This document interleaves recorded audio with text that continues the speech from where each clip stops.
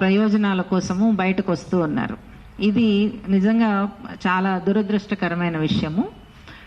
గత నెల రోజులుగా సినిమా ఇండస్ట్రీ దగ్గర మొదలైనటువంటి వివాదం మొత్తము ఎలా చర్చ ఎంత వక్రీకరణకు గురవుతోంది అనేది మీకు అందరికీ తెలిసినటువంటి విషయమే. మరీ ముఖ్యంగా ఈ మధ్య కాలంలో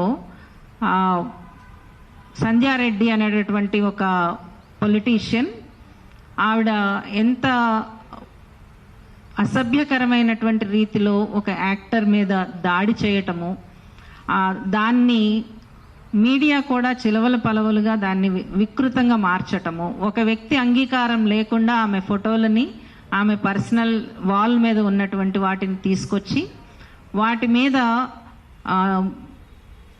థంబ్నెయిల్స్ని కూడా చాలా స్త్రీల శరీరాలని ఎంత దుర్మార్గంగా వాడుకోవచ్చు అనేటటువంటి దాని మీద థంబ్నెయిల్స్ పెట్టడము, ఇవన్నీ ఏ రకంగానూ కూడా స్త్రీల మీద జరుగుతున్నటువంటి అత్యాచారాలని తగ్గించకపోగా మరింత రేప్ కల్చర్ని పెంచేటట్టుగా ఉన్నాయి అనేది మేము స్పష్టంగా చెప్పదలుచుకున్నాం.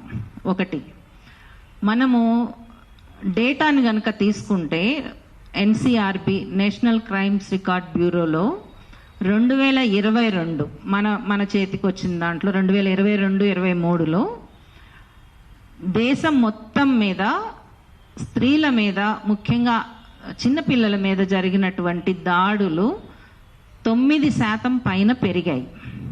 లెక్కలతో సహా మన దగ్గర అవన్నీ ఉన్నాయి.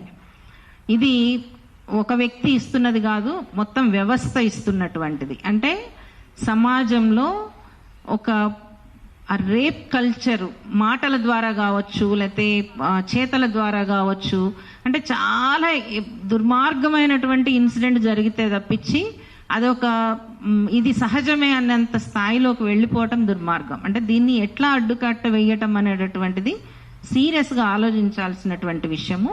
పైగా ఇప్పుడు కాంగ్రెస్ పార్టీలో ఒక మెంబర్గా ఉన్నటువంటి సంధ్యారెడ్డి లాంటి వాళ్ళు, ముఖ్యంగా రాజకీయ నాయకులు, రాజకీయ ప్రతినిధులుగా ఉన్నటువంటి వాళ్ళు తాము మాట్లాడుతున్నటువంటిది జాగ్రత్తగా ఒళ్ళు దగ్గర పెట్టుకుని మాట్లాడాల్సినటువంటి అవసరం ఉన్నది. ఇది స్పష్టంగా చెప్పదలుచుకున్నాం. అంటే మీరు ఏదైతే సెల్ఫ్ క్లెయిమ్డ్ మేము సంస్కృతి పరిరక్షకులమని వెళుతూ ఉన్నారో దానిని ఎవ్వరు కూడా యాక్సెప్ట్ చేయడానికి సిద్ధంగా లేరు. మిమ్మల్ని మీరు సంస్కృతి పరిరక్షకులుగా మాట్లాడటం మానేసేయండి. అందుకనే ఆ విపరీతమైనటువంటి మాటలు మాట్లాడటం ద్వారా ఈరోజు ఆమె A1గా FIR అయ్యింది ఆమె మీద. ఆమె ఈ మొత్తము చర్చకి జరిగినటువంటి దాని మీద ఒక నోరు జారి మాట్లాడినటువంటి యాక్టర్ని నువ్వు నోరు జారి మాట్లాడటం తప్పు అని చెప్పకుండా దాని మీద చర్య తీసుకున్నటువంటి ఒక వ్యవస్థాపరమైనటువంటి ఉమెన్స్ కమిషన్ చైర్పర్సన్ మీద కూడా ఆమె అంతే తీవ్ర స్థాయిలో అసభ్యంగా మాట్లాడుతోంది. ఇది ఎట్టి పరిస్థితుల్లోనూ ఏ రాజకీయ పార్టీ కూడా, ఏ రాజకీయ పార్టీలో ఉండేటటువంటి వ్యక్తులు కూడా ఇట్లాంటివి మాట్లాడటము సరైనటువంటిది కాదు అని చెప్పి మేము స్పష్టంగా ప్రకటిస్తున్నాం.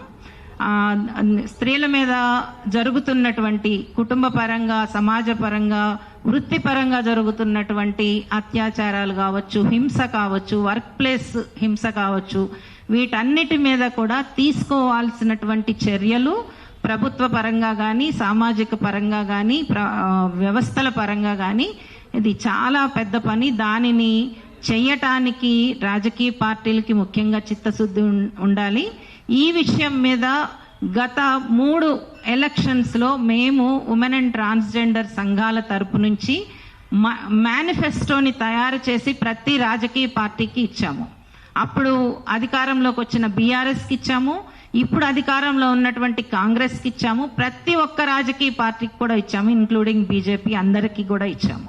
అంటే స్త్రీల మీద జరుగుతున్నటువంటి వ్యవస్థాపరమైనటువంటి హింసకు అడ్డుకట్ట వేయటానికి రాజకీయ పార్టీలు, ముఖ్యంగా ప్రభుత్వాల పార్లమెంటరీ రాజకీయాల్లో ఉండేటటువంటి పార్టీలు వాళ్ళ రాజకీయ సంస్కృతిలో దాన్ని భాగం చేసుకోవాల్సి ఉంటుంది.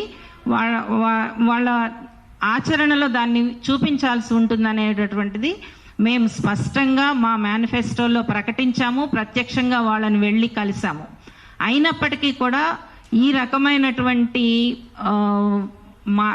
మాటలని మాట్లాడటము, దాని మీద తమ రాజకీయ పలుకుబడిని పెంచుకోవడానికి ప్రయత్నించటం అనేటటువంటిదే అది దురదృష్టం. దాన్ని మార్చుకోవాలని చెప్పి విస్పష్టంగా ప్రకటిస్తూ ఇప్పుడు ఈ ప్రెస్ మీట్ని అడ్రస్ చేస్తూ తేజస్విని మాడభూషణ్ మాట్లాడవలసిందిగా కోరుతున్నా. Thank you. అందరికీ నమస్కారం.